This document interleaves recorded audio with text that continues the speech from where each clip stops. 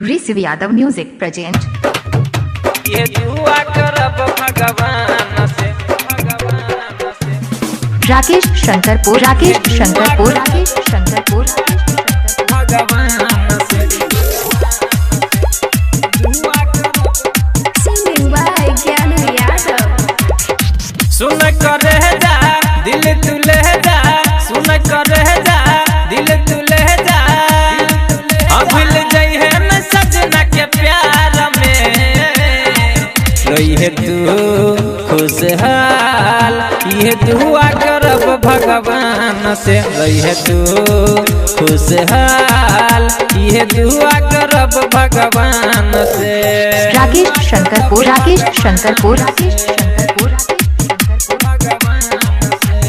98 078 38 504।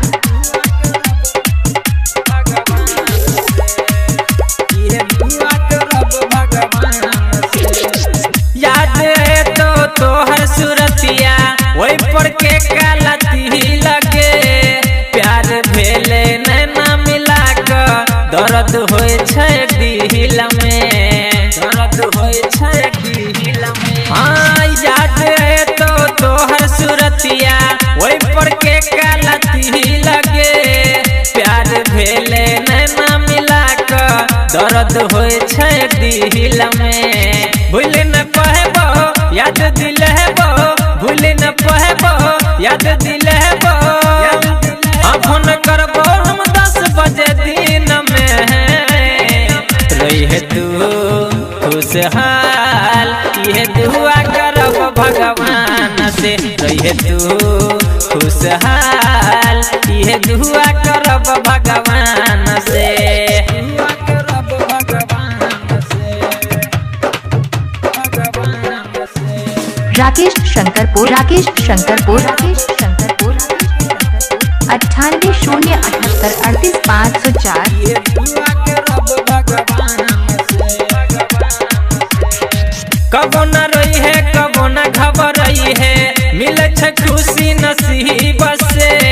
किस्मत में न चले हमर तू, गलती छै त कदी रखे, गलती छै त कदी रखे। हाँ कबो न रोई है कबो न घबराई है, मिले छ खुशी नसीब से। किस्मत में न चले हमर तू, गलती छै त कदी रखे। छोरी का जब दिल तोरी का जहबे, छोरी का जब दिल तोरी का जहबे। याद करबो देखी का तस्वीर के, रही है तू खुशहाल। ये दुआ करब भगवान से, रही है तू खुशहाल। ये दुआ करब भगवान से। राकेश शंकरपुर 98